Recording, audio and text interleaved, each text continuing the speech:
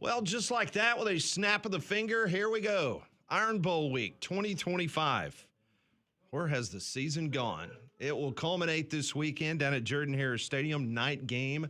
Looks like it's going to be nice weather. It's finally going to feel like football season from a temperature standpoint. So much to get into on this Reaction Monday. It's Reaction Monday. It's Iron Bowl week. My goodness gracious. So much fun and frivolity. We will not be here on Thursday, but we will be here every other day this week as we'll get you ready for the big game on Saturday because, Landrum, there is more than just bragging rights on the line for the Alabama Crimson Tide. Well, first of all, happy Thanksgiving week, happy Iron Bowl week, and happy birthday to one Pat Smith. Well, thank you, Landrum. Thank you very much. Today is Pat's birthday, so happy birthday, Pat. Shower him with well wishes. Thank y'all very much. Landrum was the first technical person to wish me a happy birthday at 12:01 this morning. He sent me a text message. And, of course, I looked at it, and I've worked with Landrum for many, many years. We've done hundreds and thousands of shows together. And I knew that he scheduled that tweet, Conrad, because there's no way, shape, or form that Landrum Roberts was up at 12:01. Well, that was my thing. I said, there's no way that's real because Landrum had to, he gets his beauty sleep every night. But that was very nice of him to be proactive and told Pat it's the first. Of you. It's the first time I've ever done the scheduled text ever. I like to think that you actually just set an alarm for 12:01 and know, you me woke too. up, sent the text, and then went Actually, back to you know snooze. what? That was plan A. And then I thought, well, you can do it with tweets. No, it was Dorothy. Can you do it with text? No, Dorothy said, "What are you doing? You're not getting up and waking me up." Yeah, that was actually you need to schedule this. That was part of the thought process. But happy birthday, man. Well, thank you very much. You and I, we've done.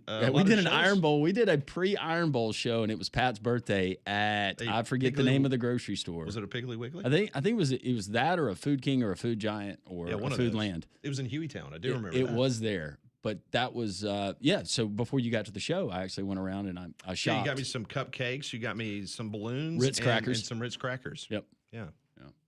I didn't bring that today. Breakfast of champions. No, but that's right. Yeah. I'll tell you a good Iron Bowl joke later. Oh, good. Looking forward to that. We still await the answer from the Auburn coaching search. All indications are that Auburn, after the Iron Bowl, that they're probably going to be some movement, right? Nothing has changed over the weekend? No. I still maintain, until I'm told otherwise, that John Summerall would be the leader in the clubhouse. Not saying that Cohen couldn't go another direction, but you're going to hear all kinds of crazy rumors associated with not only the Auburn job, the Florida job, and also the Ole Miss job. But from people I talked to as of just an hour ago, that I think John Summerall probably feels pretty good about his prospects of being Auburn's next head coach. Well, that would line up with everything else that we have heard during this coaching search. John Cohen has kept things pretty close to the vest, but John Summerall's name was the first name that we heard out of the gate, and that has not differed whatsoever. Tulane won again this weekend, so Tulane keeps marching on, getting some big wins. So we'll see if that affects the timing at all. Over the weekend, the Auburn Tigers got an easy win, as expected, over Mercer. Bama, likewise, over Eastern Illinois. But the big story from the Plains is Deuce Knight. Just a heck of a performance. He got his opportunity. He made the most of it. When you account for 6 touchdowns, that's a really good day.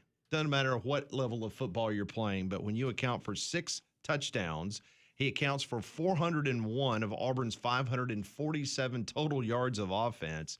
And on top of that, he averaged 18 yards per rush. It's pretty good. It's not a bad clip.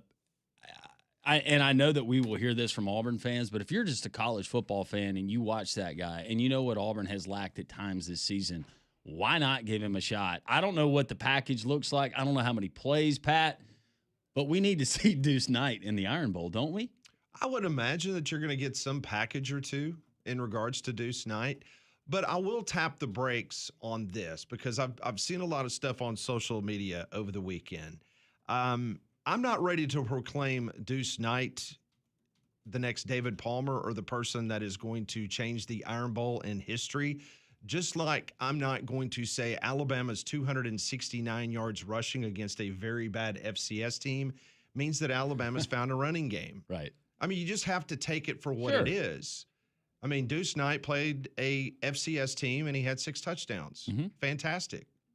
Alabama had 269 yards rushing against an FCS team. That doesn't mean that all of a sudden the running game is fixed. You just have to – their wins against FCS opponents. It's the game before the Iron Bowl. So everybody needs to calm down.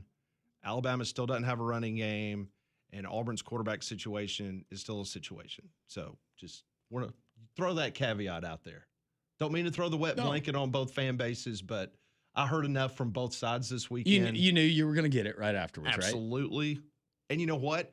Auburn did what they should have done. Maybe they should not have given up as many points to a Mercer team, but Mercer was 9-1. I mean, they're not. I mean, Eastern Illinois was one of the worst teams I've ever seen in Bryant-Denny Stadium. That was bad. They're bad, really bad. But anyway, both teams got to win, and it sets up for just an intriguing week of conversation leading up to the Iron Bowl. Alabama, a 6-point favorite. As I checked it this morning, it's already moved. It opened up at 5.5. It jumped a half point to Bama's way. And our Twitter poll question today, Molly, has to do with the actual point spread in this football game. And I know it's Monday, but it's very early to see kind of gauge the temperature of the Alabama-Auburn fans. Yeah, so Vegas currently has Alabama as a 6-point favorite in the Iron Bowl. So what is your pick against the spread? Is it Auburn +6 or Alabama -6? We have 200 votes, and it's almost dead even. Alabama right now with 51%, Auburn with 49%. How'd you vote, Conrad? I need the early week thoughts by Conrad Van Order. Are you taking Bama and the points? You taking Auburn with a Bama lean to win? Right now, I'm sitting at 28-20 for Alabama. That's my. Okay, so Bama that would covers. be Bama and the points. Okay, and this is Monday. I understand. We'll get availability reports as the week goes on. How much turkey was eaten by which team? All that kind of stuff plays into your line of thinking. Yeah, I get it. Absolutely. This is wild. 50.5% to 49.5%. 200 votes exactly. You know what that tells me based on just our trends of people that vote on our polls? You got some Alabama fans picking Auburn to win. Oh, I heard a few over the weekend. Pick them to win but not cover. Is that what you're saying? I mean, based on the poll. I mean, I don't know if they're picking them to win outright, but at least to keep it close. Conrad, this will make you feel better. Talking to an Alabama fan, I thought that he was going to physically get sick talking about the game this weekend. Should be a fun one. This was a fun stat that I had shared this morning. And so there's 29 times. Actually, it's 30. Is it 30? Yeah, because the number you had not been updated. So is it 29 and 1 then? Mm-hmm. Well, then, okay, so there you go. There's 30 times that a ranked Alabama has played an unranked Auburn team, Alabama 29 and 1. Yep. So that means just another close loss and a heartbreaker for Auburn fans. And I was there. The only time that happened, it was 2002. Yep, Franchione. Yep. I was there as well, Pat. Coach Fraud. I remember the Alabama fans racing to Toomer's Corner to attempt to roll Toomer's Corner. Coach Fran. Mm-hmm. What a guy. Was that the Santonio Beard? Who was the running back that game for Alabama that it was one particular play and Auburn could not stop it? No, Zal was the quarterback, right? 2002? Was it 2002? You talking about you're talking about Auburn in Bryant-Denny. I was talking about Alabama come to Jordan-Hare. Yeah, that was the 17-7 game in 2002. Okay, the Franchione year, yeah. Auburn went in there. That's when Bama was ranked. Yep. Upset them. Yep. Okay. Yep, I'm Watson and Croyle. Jason Campbell's the quarterback for Auburn in that game. Okay, I had another Iron Bowl that I was thinking of. But Santonio Beard was the Alabama running back. He had 41 yards. Okay. Trey Smith ran for 126. Remember, Alabama could not stop Trey Smith. Yes, I do remember that. Very small, but quick and shifty. It was a 2001 Iron Bowl where Alabama beat Auburn 31-7. That was Zal. Yes. That was when Alabama came down there and shocked Auburn. Yeah. Alabama entered the game with a 4-5 record. Auburn's ranked number 17 with a 7-2 record. And that's when. Yeah, the stat he was talking about was the other way of Alabama being ranked. Gotcha. And Auburn not being ranked. I do not know. Do you know the number, Conrad, the number of Auburn being ranked and Alabama not being ranked? I do not. Okay. But yeah. Because you told me, you said that stat earlier, and I went back and I looked, and it just had not been updated. It just not been updated. From, I guess, last year. From last year, correct. That was the stat leading up to last year's game in Tuscaloosa. So historically speaking, it's only happened one time in 30 meetings. But it has happened before. Yes, absolutely. But like you said, probably going to be a close game. just based on Just history. like it had never happened before, having a kick six in an Iron Bowl, just like it never had a 4th and 31 happen. That's right. So we're going to have temperatures, Saturday that will be in the Low 50s. low 50s, Mm-hmm. creep into the 40s maybe. Mm-hmm. It's going to be a beautiful day for. What's the weather in Tulsa? That's where you're going to be. It's the last I heard was 40 and rainy. Ooh, Ugh. what a way to Happy end the Thanksgiving. season. Yeah. For what it's worth, though, in terms of Alabama fans, the last 2 times you played at Auburn, you were ranked and they were unranked. You had the Gravedigger, and then you had the Bryce Young drive where you went to 4 overtimes or whatever Yeah. it was before you won. The time before that was when Tua got hurt and Bo Nix beat Alabama, and then a couple years before that, Auburn won again. So it's been a while since you've had a comfortable game in Auburn. Yeah, Mac Jones and the pick six. Yeah. It's been a minute. Updated Tulsa, 49 the high, 39 the low, 60% of chance of showers. Gross. Yeah, not good. I Coming had up- that chicken broth ready. Yeah. Coming up on the program today, we will hear from Kalen DeBoer at 12 noon. At 1 o'clock, Bill Clark, DJ Durkin at 1:30, as we'll get the head coach's thoughts as we head into Iron Bowl week. A reminder, we'll be here tomorrow at Social Taco. Wednesday, we'll be back in studio. Thursday, we will be off for Thanksgiving. And then we'll be here Friday. We'll be here Friday. It's going to be a lot of fun because Jersey. we're going to get everything going at 11 a.m. with the Egg Bowl. And when we come back on Three Man Front, we'll give you the very latest to what's going on in Oxford, Mississippi, because it was a Friday afternoon news dump by the athletics director at Ole Miss. What does it mean, if anything? I'll tell you what I'm hearing. That's next on Three Man Front.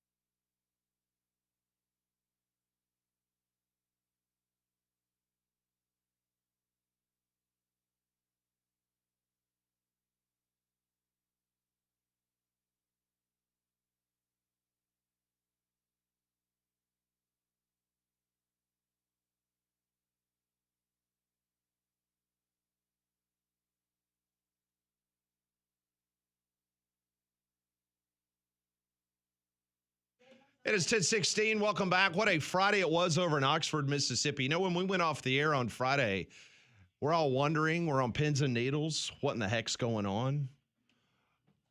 They have this meeting. It was supposed to be at like 10 o'clock in the morning. They weren't supposed to have practice. Then Lane Kiffin calls for practice. It was almost like he was doing it to try to avoid this meeting. These are the days of our Lane. And so the chancellor of Ole Miss, along with the athletics director, Keith Carter, they meet with Lane Kiffin. Then all of a sudden, everyone is waiting for some white smoke, some gray smoke, whatever the smoke may be about Lane Kiffin. We get this bizarre, I have no idea what I read. I really don't. I mean, the statement from Kevin Carter. Keith Carter, sorry. I don't know why I keep calling him Kevin Carter. He was a really good player at Florida. He was. Coach Kiffin and I have had many pointed and positive conversations regarding his future at Ole Miss, including meeting today with Chancellor Boyce. While we discuss next steps, we know we cannot lose sight of what is most important, our sixth-ranked team that is poised to finish the regular season in historic fashion. Despite the outside noise, Coach Kiffin is focused on preparing our team for the Egg Bowl, and together we want to ensure that our players and coaches can concentrate fully on next Friday's game. This team is on the cusp of an unprecedented season, and it's imperative they feel the support of the Ole Miss family in the week ahead. An announcement on Coach Kiffin's future is expected this Saturday following the game. Keith Carter, Vice Chancellor for Intercollegiate Athletics at Ole Miss. I'm sorry, I kind of snickered in the middle of that, talking about fully concentrate? Yes. That how can you do that at this point? And did we the guys on that staff, do they know where he's going? I communicated with someone who had communicated with one of the assistant coaches, and they were as clueless as everyone else. There was no indication one way or another. And it's really interesting because depending on who you talk to over the weekend, you still have a camp of people that believe he's coming back. And you also have a camp of people that are done with him. Good riddance. So it's... if he comes back, he's going to have to win back half of the fan base? Well, I can tell you this. I feel like they'd be on board pretty quick. I was told by a very reliable source that one of the largest boosters at Ole Miss believes he's staying. I'm gonna believe he's staying until I see it otherwise. Now, I have a lot more reason for skepticism than I did originally, but why not? Just stay there. Why are you going to draw it out? Then again, though, if you're staying, why do you not just go ahead and say that you're Feels staying? like you might have said it on Friday. But would it not be the most Lane Yes, Kiffin thing yes, ever? it would. Yes, it would. To That's come why. back, lose the Egg Bowl on Friday, and then leave on Saturday. But- and all of this just to go and lose the. But would it not be the most Lane Kiffin thing for any result in the Egg Bowl and for him to announce that he's staying? Maybe he wants to do it on the field after the I game. think when it comes to Lane, you throw out logic in these situations. Fair. And I understand, the more I thought about it over the weekend, with Carter, I really do understand a little bit more why they released what they did. I'm not being a smart aleck. This is my actual opinion here. They need to win this Egg Bowl first and foremost. If Oxford, the city, which is 26,000 people, if they were to host a college football playoff home game, that is between $50 and $70 million economic impact for the city of Oxford.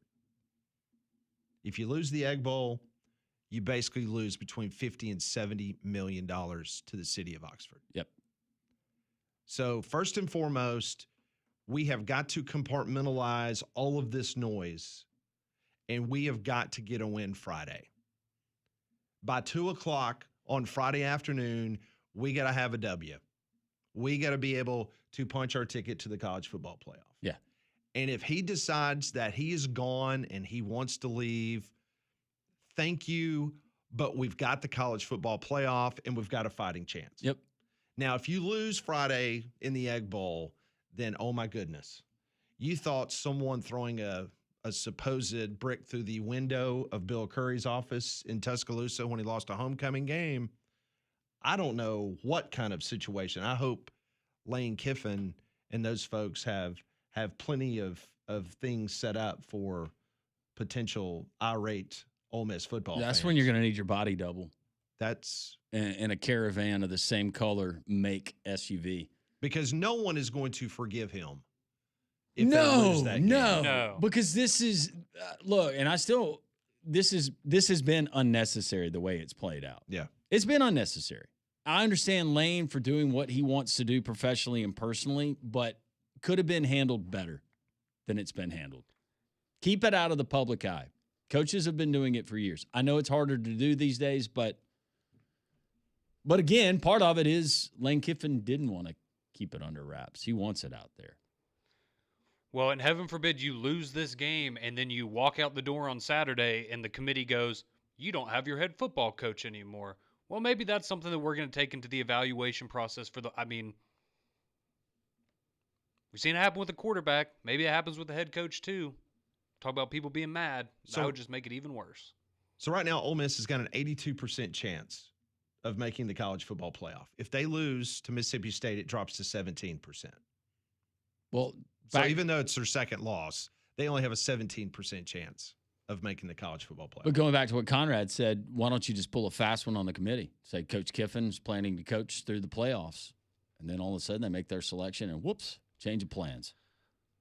Well, I guess he'd have to be okay with not making his announcement on Saturday like he's apparently planning to, but yeah, possibly.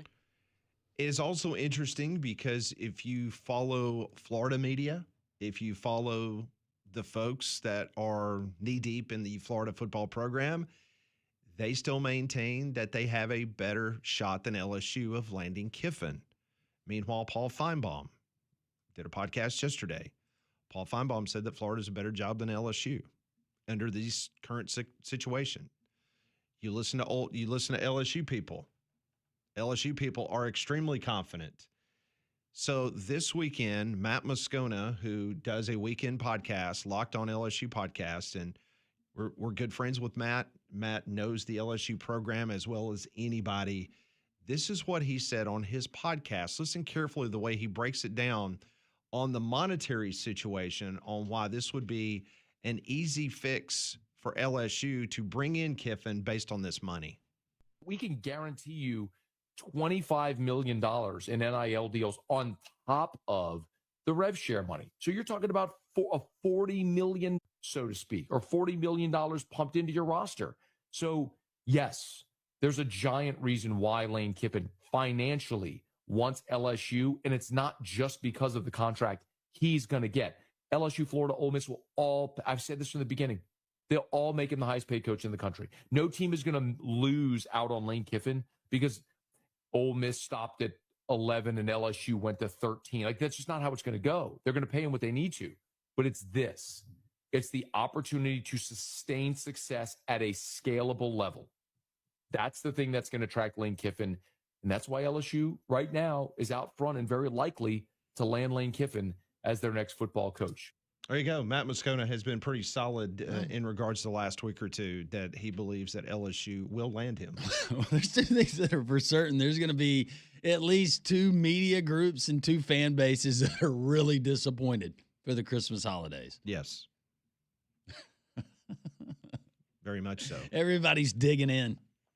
Also find it interesting, and you heard Matt Moscona kind of break it down. So we're talking about an LSU football program that made all of us think that they were on food stamps like 3 weeks ago.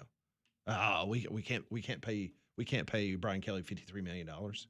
Oh, and by the way, the next coach that we're going to hire, we're going to have to set up this contract. It was basically like, all right, we're going to give you, $50,000 contract, and then we're going to pay you bonuses depending on how much you win. That's basically what the governor said, right? Yeah. And now all of a sudden, we're talking about, okay, we got $20 million in rev share, and then we're going to go over that $20 million for another $25 million, which is going to put you in the ballpark of around $40 million for a football roster. And on top of that, we're talking about a $100 million contract for Lane Kiffin. So where's all this money coming from all of a sudden? You didn't have it to pay Brian Kelly, but now you got it for Lane Kiffin. You got people Not coming from the taxpayers, Pat. No, you just you got people that are willing to give that have just been sitting on their checkbooks. Lane Kiffin. There is something about Lane Kiffin because I've seen it when his name's been up for other coaching searches and just talking to people that talk to the people behind the scenes, whether it's influential administrators, boosters. There is a I don't know if it's a mystique. There's definitely an attraction. You can say what you want about Lane Kiffin and his personality, but he is attractive to a lot of different groups of people that make decisions at every school. And I'm not being naive, because if Lane Kiffin takes that job at either one, whether it's in Gainesville or at LSU, it will be the same type of situation you had when Deion Sanders took the Colorado job. Colorado didn't have the money to pay him, but they knew what was going to happen. They knew the T-shirts. They knew everything from a marketing standpoint was going to fill their coffers. And if Lane Kiffin ends up in Baton Rouge or Gainesville, all of a sudden you've got fan bases that are going to go crazy in anything that's got Lane Kiffin or Juice's picture, whatever the case may be. This is going to be a financial windfall from a marketing standpoint. But but what's crazy is his personality, how different he can be. I guess you could call it awkward. That'd be fair to describe it. But this is for a guy that we know some of the off the field stuff, the track record, how he's left different places, still has not competed for or won an SEC championship. But there's still that level of intrigue and want and desire. I'm not saying he's not a great coach. It's just with all of the negatives that there are and the cons against Lane Kiffin, he is still a very, very attractive candidate, the most attractive candidate in a lot of situations to a lot of these folks. No question. And a lot of these folks that said, we'll never hire Lane Kiffin. Well, we don't want his type down here. BS. When you know you got a shot, all of those guys are falling all over themselves to try to go and get it. There's no doubt. Well, you don't want to get caught in the cold, so schedule your system checkup now from a Train comfort specialist. Train has been recognized for 11 consecutive years as America's most trusted HVAC brand and our exclusive home comfort partners here at Jocks. So go and visit train.com to find a comfort specialist near you. Phones are open. 1-800-239-WJOX, the courtesy GMC text line. 205-834-9450. 12 noon, Kalen DeBoer. 1:30, DJ Durkin. This is Reaction Monday on Iron Bowl week on Jocks.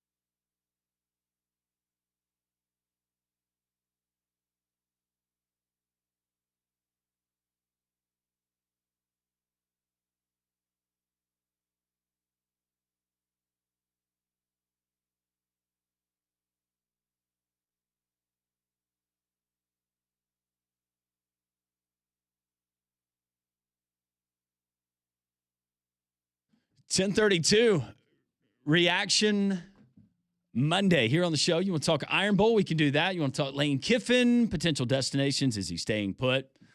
We welcome at 800-239-WJOX. Let's start with our buddy Beham Dog. Happy early Thanksgiving, Beham Dog. How are you? Yeah, same to you guys. And if I don't talk to you guys after this call, I hope you and your families have a wonderful Thanksgiving. If you're traveling, please be safe. Thank you, brother. Let's rewind maybe 10 years. Let's go 15 years. To be a great coach, be an elite coach, and I only throw a few of those guys in that category. We'll talk about Saban. He's an elite coach. He's the best coach in my lifetime. You had to be a great recruiter, an excellent recruiter. You had to surround yourself with Jimmys and Joes. You had to be a decent X and O guys, but you had to be a great CEO too. You go out and find the coaching staff to pretty much run your mindset, run whatever offense or defense that you thought you could run. Today, you don't have to be a great recruiter. You don't, except because I don't think Lane's a great recruiter. If you have the money, and this is where NIL has changed, if you can manage NIL, and I think Lane has probably managed NIL as good as anybody. And LSU's basically given him a blank check of $25 million for NIL money. Man, that's a scary thought, considering if the talent-rich state that LSU, that Louisiana is. Man, that's a scary thought, even if it's Florida. And I'm sure Florida will probably throw the bank at him too and probably offer him something very lucrative on the NIL side. That's even a scarier thought, to be in the talent-rich state of Florida, to have that kind of access to funds for NIL. So you don't have to be a great coach. He's a marketing manager. He knows how to market. He's really good at that. I don't know if he's a great CEO, but I think that's the intrigue and the love fest for Lane, what he can do from the NIL side. And I think either location, it's a scary, scary thought for the SEC. I hope he goes to LSU, because we won't see LSU every year. Right. But on another topic, Dan Lanning. How about Dan Lanning taking a shot at the conference that made him? And I did a little research on. You realize that Oregon. Now, I'm not taking anything away from. They're a really good football team, and I think Dan Lanning's an excellent coach, and I think he would succeed in this conference. He's one of the few coaches I think would succeed in this conference outside. But do you realize there's 14 SEC schools that has a tougher schedule than he has at Oregon? Yeah. And then every single SEC school in the conference has tougher schedules than Ohio State, Michigan, and Indiana. Well, I blame the Big Ten, because what has happened is they've brainwashed him. I mean, he was a good Southeastern Conference guy. He was at Bama. He was at Georgia. He goes out west, and now he's part of the Big Ten. And Tony Petitti, they brainwashed him. He's being influenced. These conference-wide meetings and going to different parts of the country he used to not travel to. He's being influenced. Yeah. That's it, Beham Dog. I agree. Hey, let me ask you this on the because y'all see the viewing each week. How does Fox do compared to the ESPN, the SEC network, as far as viewing in college football? And I'll hang up and listen. All right, thank you for the call. I can just tell you, I don't have the numbers from this previous weekend, but I can tell you last weekend, I've got the list in front of me of the top 40 football broadcasts this year in college. And Fox has the top draw. The number one broadcast this year has been Texas and Ohio State, and that was on Fox. It did 16.62 million. And I'm going down the list, and the next game that's on a Fox broadcast is 16th ranked. And that was Penn State at Ohio State, and it did 7 million. There's an NBC game that is at number 10. That's Oregon and Penn State. But everything else, so 17 of the top 20 broadcasts so far in college football this year is on ABC television. Guess what's on ABC television? The SEC. Now, one to save, and I was thinking about, all right, potentially what could be their big number? It's going to be Ohio State and Michigan, right? The rivalry game. I mean, I don't think so. I mean, and the reason why is because, I mean, Ohio State, even being a really good football team, they're not drawing anything. I was just going back last year, Pat, just for reference, because that was, I'm trying to remember Michigan. Yeah, I remember that Michigan team. I think we all do. It's showing here 12.3 million viewers, making it the most watched Big Ten game of the season last year and second most watched college football game overall. So Ohio State has constituted 3 of the top 30 broadcasts this year in viewers. 3 of 30.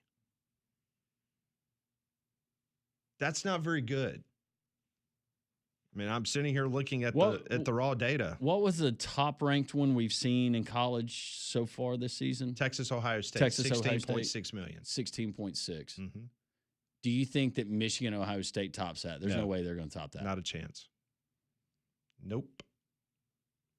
And the reason why is because the SEC has had so much drama because it's a better league. It's competitive. And a lot of different things can happen every Saturday when you tune in, whether it's the 11 a.m. game, 2:30, 6:30. Yeah. You got drama. You don't have any drama in the Big Ten. I mean, they tried to pump sunshine up or you know what, that USC and Oregon was going to be a good game. That was trash. I mean, you tell me, where's the drama in the Big Ten? I mean, I think when you just look back on the entire season, outside of the Oregon and Indiana game, there hasn't. I mean, Oregon Penn State was a good game, but we didn't realize that's not a good game in hindsight for Oregon. That's the 10th most watched game this year. Oh, I know, but I'm just saying from a competitive standpoint, like you've had maybe 3 games this entire season that you went, wow, I can't wait to watch that game. And you can call it bad luck all you want to, and I'm not making fun of Molly's alma mater, but when you put Nebraska and Penn State on national television on NBC, and you watched that crap the other night. That was awful. I mean, again, there's no reason for a viewer unless you went to school there. You're not going to get mass populi from the United States tuning into that game. Well, and that's why I thought it was funny the people taking, shots at the SEC this weekend of, oh, well, it wouldn't have been a crappy weekend of football if the SEC wasn't playing FCS teams. The SEC has carried the television slate every week of the college football season. There was one week you needed the Big Ten or somebody to step up and have some good games, and you didn't get them. I tweeted it last week. Through last weekend, not this previous weekend, but the weekend before, the SEC constituted the 6th most watched teams in all of college football. Alabama was number 1. Ohio State was 7th. 7th. There are 6 SEC teams that have drawn more people watching on a daily basis every Saturday than Ohio State. Interesting. Did you see the new report that's come out? The kids from the Northeast are now migrating down to the South and looking for colleges to attend. I've heard that. In states like South Carolina and Alabama. It's crazy. Wonder why. You don't think college football is the front door to a university? The front porch to a university? When I was in school like a decade ago now, there were kids from California, like all over the country, far away from Alabama, and every single one of them I would ask, so why'd you come to Alabama? Every single one of them said because of football. Hey, I've gotten to see a lot of different campuses on game days over the last 4 years, and I can tell you they don't compare to what you find on an SEC campus. They just don't. They try. It's not the same. Not the same.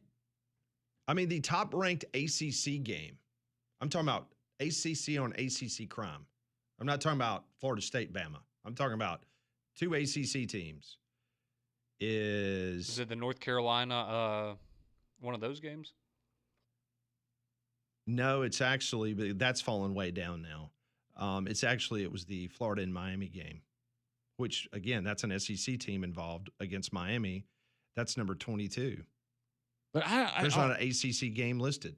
No, Ohio State would be one of the exceptions in that conference, but just go and let's go eyeball test as a college football fan. You watch an SEC game and then flip it or put it side by side with a Big Ten game, and it just looks different. Looks different. So ACC on ACC. Now, Notre Dame and Miami, that's not ACC. That's the 3rd most watched this year. That's outstanding number. Over 10 million people watched that game. But I'm talking about ACC against ACC. The highest is 27th. Whoa. See, is there a Big 12 like BYU Texas Tech or something on there? I'd be curious if they did any better than the ACC. I'm gonna bet not. Really? I do not see a Big 12 game listed I didn't think so. anywhere in the top 40. Continue with the phone calls. Let's go to Dennis real quick. Dennis, what's up? Hey, man, I've got a little twist to the Lane Kiffin theory. Okay. Okay? Him and Stark are buddies. Uh-huh. They communicate. He's waiting on Texas. He's playing this game with LSU. He's playing this game with Florida. He's playing this game with Ole Miss. He's just bouncing the money around, making it go up. And he's waiting on Stark to leave Texas, and he's going to go to Texas, and he's going to become dominant. Interesting theory. I've seen this theory kicked around, not in relation to Texas, but other schools. So you're throwing out the theory, all right, look over here at Ole Miss, look over here in Baton Rouge, look in Gainesville, but he ends up actually somewhere else. Right, because I think he's just playing them for the money. Now, he may go to LSU. LSU, I think, would be the best financial move. I don't know if it'd be the best fit. I really think he ought to stay at Ole Miss. But, you know, he's got to weigh that out on his own. But my mind tells me that he's just playing these people to raise the price, and then he's going to go to Texas. Him and Stark have already talked. Stark's going to Tennessee, and bam, Texas is going to open up. And he's not going to sign somewhere else. If Texas opens up, he's going to Texas. That's an interesting theory, and I have not heard that in official communications with people around the Southeastern Conference. But you're not the first person that has brought that up, and that would be Rich. I mean, that would be Right. a very typical Lane Kiffin move. Yeah. Yeah, I think it's a secret. He's not trying. He don't want nobody to know it. Yeah. You know, until it happens, because it'd blow up in his face if anybody knew. So he's just playing them. I mean, and here's another thing. I think Ohio State will wipe the floor with Indiana. I think that's. I don't think Indiana's got it. I just think they hadn't played nobody. Yeah, it'll be fun to watch. Hey, thank you for the call. Appreciate it very much. We will continue on this Reaction Monday. Got a full bank of calls. We're going to get to as many as we can. 1-800-239-WJOX.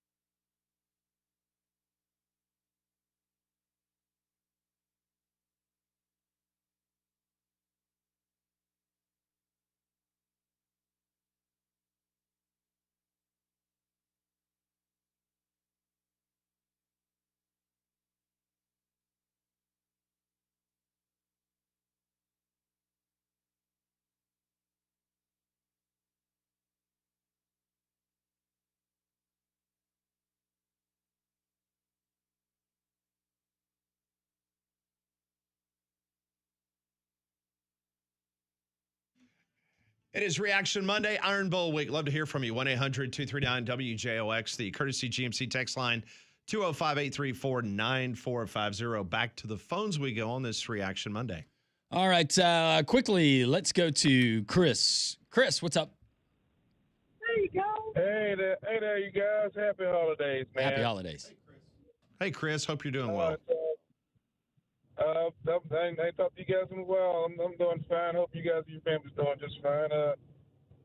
What can you say? Obviously, the Bama game against Eastern Illinois is just, you would think if the Bama players cared about finishing strong, they would look at every opponent, Eastern Illinois, as the team that's going to beat them. And now you're up against the wall against Auburn, pretty much on your seasonal line, pretty much playing spoiler in which if Texas A&M loses or Ole Miss loses, and you win, you can pretty much be in the SEC championship for a bye. Or correct me if I'm wrong, Pat, it's like win, and then you have to straight the schedule over Georgia to say you can SEC championship, right? Yes. All right. So with that being said in mind, and I talked to Conrad about it earlier, right? I don't think I like people saying that they would rather, forlorn SEC championship just to settle with just being in the playoffs. That's cowardly. That's a cowardly mentality, if you ask me. And why has that become the new norm? I mean, I would much rather put all my chips on the table and let the chips fall where they may, instead of just cowering up and saying, you know what, I got no one to hold them and no one to fold them. Hey, we went to Vegas, baby. This is the SEC. It's the SEC championship. It's either go all in or go home. You're exactly right, Chris. Thank you for the phone call. Happy Thanksgiving to you and your family. I don't think that's the mentality you're taking, Conrad, right? You want to win an SEC championship. Absolutely, especially because it would be funny to beat Texas A&M in the SEC championship. But yeah, no, you want the opportunity to go. You beat Auburn, and you're setting it up. You have one game. Go win that game. You win your conference, and you're probably going to get a bye in the first round of the playoff. I think just about any team would take that opportunity. So, Don, what's up? Hello, guys. Happy Iron Bowl week. And Pat, happy birthday, sir. Well, thank you, Don. I appreciate that. Happy IBW to you. Absolutely. Absolutely. Well, guys, and Conrad, Molly, it's one of my favorite weeks of the year. My first Iron Bowl was at Legion Field in 1968, and I think I've been to about 30 of them. Were you selling Cokes at the game? Were you parking cars in somebody else's front yard? Actually, yeah, we actually did have to park in somebody's front yard. Yes, we sure did. I went with my sister and brother-in-law at the time because his family got Alabama tickets, and that's back in my Alabama days, guys. But Conrad, I got an idea for me and you, buddy. Don't have to be a debate tomorrow, but let's add something to our other bet where I still got Auburn +7. Why don't we do the loser of the game has to sing the other team's fight song? Sure, Don, I'll do that. But you have to do it, Don, with respect. Oh, absolutely, and we'll do it. So don't half-tail the Alabama fight song. You have to sing it like you're beaming with pride, and that's your school. Well, I still know Lander as an Alabama fan. When I was a kid, I still know every word to it. I know. You're going to have to go back to that day. You're going to have to go back to little Don's childhood. Well, it'll be even better for you, Don, because if y'all win the game on Saturday, then I have to wear the Cam Newton jersey every day next week as well. Oh, really? Yeah, so you'll get me. I did not know that. Yep. If Auburn wins, I have to wear it for a whole week next week, so you'll get me singing the Auburn fight song in an Auburn jersey. So that's... Okay. That's pretty sweet. Okay, now on to the coaching carousel. I just saw something on Locked On Auburn, Pat. If Lane Kiffin leaves and goes to LSU or Florida, I'm hearing that Ole Miss was going to go after Summerall now too. I definitely think that they will try to go after John Summerall, but I think that enough work has been done, and I think John Summerall loves and covets the Auburn job, and I would be shocked if he went anywhere but Auburn. Well, me too. And do you think with now if he wins, he's got to play in his conference championship game. I think he has to go against North Texas. Is that right? I think that's the way it's broken down. Yes. Okay, but But see, and also too, going on speaking of that, you realize that if things fall right in the ACC could get shut out, and I think Miami is going to get shut out now because they're officially out of being in their conference game. Well, I don't know. I mean, Miami continues to be pretty high up in the CFP rankings. I mean, there could be a crazy scenario. See you tomorrow. Where someone wins the ACC, not being Miami, and Miami might be, high enough to where they might get I don't know. Will they crack the top 10 maybe? I mean, I guess anything's possible to be an at-large team, maybe. In Hunter Yurichek's world, yes. People in Arkansas are very, very happy that Hunter Yurichek has taking on another responsibility as opposed to going and finding him a football coach for their terrible football program. Yeah, I hope he's better at finding a coach than he is at being the chairperson. Yeah, I did not see a whole lot of pro Yurichek tweets over the weekend. An hour away from Kalen DeBoer.